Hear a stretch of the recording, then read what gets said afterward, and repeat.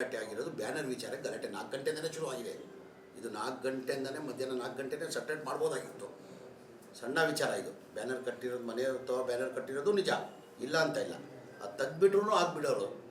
ಆ ಸಣ್ಣ ವಿಚಾರ ಆಗಿರೋದು ಯಾರಿಗೂ ಟಾರ್ಗೆಟ್ ಮಾಡಬೇಡೋದು ಉದ್ದೇಶ ಯಾರಿಗೂ ಇಲ್ಲ. ಬ್ಯಾನರ್ ಕಟ್ಟೋ ವಿಚಾರದಲ್ಲಿ ಆ ಗಲಾಟೆ ಆಗಿರೋದು ಅದೆಲ್ಲ ಗೊತ್ತಿರೋದೇ ವಿಚಾರ. ಫೈರಿಂಗು ಆಗಿಬಿಟ್ಟು ಯಾರೊಬ್ಬ ನಮ್ಮ ಕಾರ್ಯಕರ್ತನೇ ಒಬ್ಬ ಫೈರಿಂಗಲ್ಲಿ ಸತ್ತಿದ್ದಾನೆ. ಆ ಪೊಲೀಸವರು ತನಿಖೆ ಮಾಡ್ತಾಯಿದ್ದಾರೆ. ಹೇಗೆ ಫೈರಿಂಗ್ ಆಯಿತು, ಹೆಂಗಾಯಿತು, ಏನಾಯಿತು ಅಂತ ಹೇಳ್ಬಿಟ್ಟು ಪೊಲೀಸವರು ತನಿಖೆ ಮಾಡ್ತಾಯಿದ್ದಾರೆ. ಅದು ಯಾರು ಮಾಡಿದ್ದಾರೆ ಅದು ಕಾನೂನು ಪ್ರಕಾರ ಅವ್ರ ಮೇಲೆ ಕ್ರಮ ನಾವು ತೊಗೊಳ್ತೀವಿ. ನಾವು ಸರ್, ನೀವು ಜಿಲ್ಲಾ ಉಸ್ತುವಾರಿ ಸಚಿವರಾಗಿ ಇಲ್ಲಿನ SP-ಗೆ DC-ಗೆ ಮಾತಾಡಿದ್ದಾರೆ ಸರ್, ಪರಿಸ್ಥಿತಿ ಹೇಗಿದೆ? ಮಾಡಿದ್ದೀವಿ. ಟೋಟಲ್ 100% ಕಂಟ್ರೋಲ್ ಆಗಿದೆ. ರಾತ್ರಿಯೇ ಕಂಟ್ರೋಲ್ ಬಂತು. ರಾತ್ರಿ 12:30 1 ಗಂಟೆ ಅಷ್ಟೇ ರಾತ್ರಿ ಕಂಟ್ರೋಲ್ ಬಂತು. ಅದಾಗ ಈಗ ಸದ್ಯಕ್ಕೆ ಕಂಟ್ರೋಲಲ್ಲಿದೆ. ಏನು ಸಮಸ್ಯೆ ಏನು ಅಂತ ಸದ್ಯಕ್ಕಿಲ್ಲ. ಅದಕ್ಕೆ CM ಗಮನಕ್ಕೆ ತಂದು ಏನೇನಾಯ್ತು ಅಂತ ಹೇಳ್ಬಿಟ್ಟು ನಾನು ಬಂದಿದ್ದು, ಇಂಟೆಲಿಜೆನ್ಸ್ ಚೀಫು ಬಂದಿದ್ದರು, DG ಅವ್ರು ಬಂದಿದ್ದರು. ನಾವೆಲ್ಲ ಸೇರಿ CM ಮನೆ ಮುಖ್ಯಮಂತ್ರಿಗಳಿಗೆ ಮಾಹಿತಿಯನ್ನು ಕೊಟ್ಟಿದ್ದೀವಿ. ಪೋಸ್ಟರ್ ಕಟ್ಟುವ ಸಣ್ಣ ವಿಚಾರ ಇಲ್ಲ, ಬೇಕಾಗಿರಲಿಲ್ಲ. ಈಗ ಪೋಸ್ಟರ್ ಕಟ್ಟೋ ವಿಚಾರಲ್ಲೇ ಇದು ಗಲಾಟೆ ಆಗಿರೋದು. ಇದರೊಂದು ಮನೆ ಮುಂದೇನೋ ಪೋಸ್ಟರ್ ಕಟ್ಟಿದ ವಿಚಾರಕ್ಕೇ ನಮ್ಮ ಕಾರ್ಯಕರ್ತರು BJP ಕಾರ್ಯಕರ್ತರು ಸೇರಿ ಗಲಾಟೆಯಾಗಿ ಇಷ್ಟು ದೊಡ್ಡ ಮಟ್ಟದಲ್ಲಿ ಆಗಿದೆ.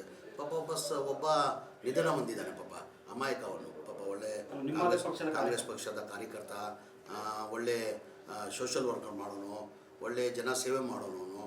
ಅವನು ಇವತ್ತು ನಿಧನ ಹೊಂದಿದ್ದಾನೆ.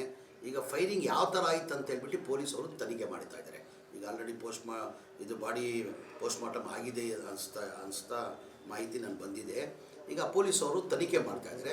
ಆ ತನಿಖೆದಲ್ಲಿ ಗೊತ್ತಾಗ್ತದೆ ಹೆಂಗೆ ಫೈರಿಂಗ್ ಆಯಿತು. ಅದೇ ಇದು ಆಗಬಾರ್ದಾಗಿತ್ತು, ಹೆಂಗಾಯ್ತು ಅಂತ ಅವರು ಸಿಟ್ಟು ಮಾಡಿಕೊಂಡು ಈ ಸಣ್ಣ ವಿಚಾರಕ್ಕೆ ಇಷ್ಟೆಲ್ಲ ದೊಡ್ಡ ಮಟ್ಟದಲ್ಲಿ ಗಲಾಟೆ ಆಗಿದೆಯಲ್ಲ ಅಂತ ಹೇಳ್ಬಿಟ್ಟು CM ಬೇಜಾರು ಮಾಡಿಕೊಂಡ್ರು. ಈಗ ಪೊಲೀಸವರು ತನಿಖೆ ಮಾಡ್ತಾ ಇದ್ದಾರೆ. ತನಿಖೆಯಲ್ಲಿ ಗೊತ್ತಾಗ್ತದೆ ಯಾರು ಮಾಡಿದ್ದಾರೆ, ಏನು ಮಾಡಿದ್ದಾರೆ, ಫೈರಿಂಗ್ ಹೆಂಗಾಯಿತು, ಏನಾಯ್ತು ಅಂತ ಪೊಲೀಸರು ತನಿಖೆ ಮೇಲೆ ಗೊತ್ತಾಗ್ತದೆ. ಅದು ಯಾರನ್ನ ಇರಲಿ, ಯಾರು ಮಾಡಿದ್ದಾರೆ ಅವ್ರ ಮೇಲೆ ನಾವು ಕ್ರಮ ತಗೊಂಡ್ತೀವಿ. ಸರ್, ಸ್ಟ್ಯಾಚ್ಯೂ ವಿಚಾರದಲ್ಲಿ ಕಾರ್ಯಕ್ರಮ ಆ ಟೈಮ್ ನಡೆಯುತ್ತೆ, ಆ ದಿನಾಂಕ ಅಂತ ಹೇಳ್ತಿದ್ದಾರೆ.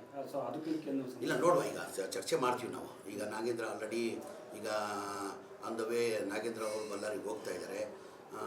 ಗಣೇಶ್ ಅವ್ರ ಜೊತೆ ಮನೆ ಮುಖ್ಯಮಂತ್ರಿಗಳು ಮಾತಾಡಿದ್ದಾರೆ. ನಾನು ಇದು ಕೋಗಿಲು ಮನೆ ಮುಖ್ಯಮಂತ್ರಿಗಳು ಕ್ಯಾಬಿನೆಟ್ ಆದಮೇಲೆ ಒಂದು ಮೀಟಿಂಗ್ ಕರೆದ್ಬಿಟ್ಟವ್ರೆ. 5:30 6 ಗಂಟೆಗೆ ಮೀಟಿಂಗ್ ಕರೆದಿದ್ದಾರೆ. ಆ ಮೀಟಿಂಗ್ ಆದಮೇಲೆ ನಾನು ಬಳ್ಳಾರಿಗೆ ಹೋಗ್ತಾ ಇದ್ದೀನಿ.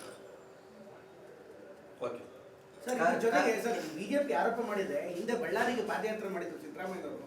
ಈಗ ಲಾ ಆ್ಯಂಡ್ ಆರ್ಡರ್ ವಿಚಾರ ಅವಾಗ ಬಳ್ಳಾರಿ ರಿಪಬ್ಲಿಕ್ ಅಂತ ಹೇಳಿದ್ರು, ಈಗ ಪಾದಯಾತ್ರೆ ಮಾಡಲಿ ನೋಡೋಣ ಅಂತ ಸವಾಲಾಗಿದೆ. ಒಂದು ಸಣ್ಣ ವಿಚಾರಕ್ಕೆ ಒಂದು ಗಲಾಟೆ ಆಗಿರೋದು.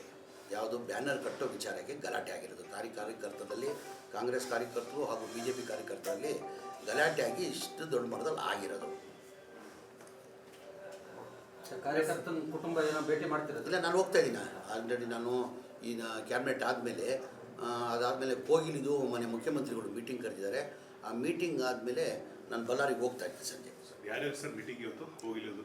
ಅದೇ ಈಗ ಇದು ನಮ್ಮ BBMP ಚೀಫ್ ಕಮಿಷನರ್, DC ಅವರು, ಕಮಿಷನರ್ ಅವರೆಲ್ಲ ಸೇರಿ ಅದೇ ಡಾಕ್ಯುಮೆಂಟ್ ವೆರಿಫಿಕೇಷನ್ ಮಾಡಿದ್ದಾರೆ.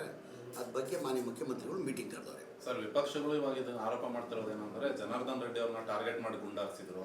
ಅಲ್ಲಿ BJP ಬಲಗೊಳ್ತಾ ಇದೆ, ಅದನ್ನು ಕಾಂಗ್ರೆಸ್ಗೆ ಸಹಿಸಕ್ಕೆ ಆಗ್ತಿಲ್ಲ. ಆ ಥರ ಏನೇನು ಇಲ್ಲ. ನಾನು ಮಾಹಿತಿ ಎಲ್ಲ ಥರ ತೊಗೊಂಡಿದ್ದೀನಿ. ಈ ಸಣ್ಣ ವಿಚಾರಕ್ಕೆ ಗಲಾಟೆ ಆಗಿರೋದು. ಬ್ಯಾನರ್ ಕಟ್ಟ ಯಾರ್ಯಾರಿಗೂ ಟಾರ್ಗೆಟ್ ಮಾಡಿಲ್ಲ, ಅದೆಲ್ಲ ಸುಳ್ಳು. ಅವರೆಲ್ಲ ಸಿಂಪತಿ ತೊಗೊಳಕ್ಕೆ ಏನೋ ಮಾಡ್ತಾ ಇರ್ಬೋದು, ಅದೆಲ್ಲ ನನಗೆ ಗೊತ್ತಿಲ್ಲ. ಅಂದರೆ ಈ ಗಲಾಟೆ ಆಗಿರೋದು ಬ್ಯಾನರ್ ವಿಚಾರಕ್ಕೆ ಗಲಾಟೆ 4 ಗಂಟೆಯಿಂದನೇ ಶುರುವಾಗಿದೆ. ಇದು 4 ಗಂಟೆಯಿಂದನೇ ಮಧ್ಯಾಹ್ನ 4 ಗಂಟೆನೇ ಸಪ್ರೇಟ್ ಮಾಡ್ಬೋದಾಗಿತ್ತು. ಸಣ್ಣ ವಿಚಾರ ಇದು. ಬ್ಯಾನರ್ ಕಟ್ಟಿರೋದು ಮನೆ ಅಥವಾ ಬ್ಯಾನರ್ ಕಟ್ಟಿರೋದು ನಿಜ, ಇಲ್ಲ ಅಂತ ಇಲ್ಲ. ಅದು ತೆಗ್ದುಬಿಟ್ರೂ ಆಗಿಬಿಡೋರು.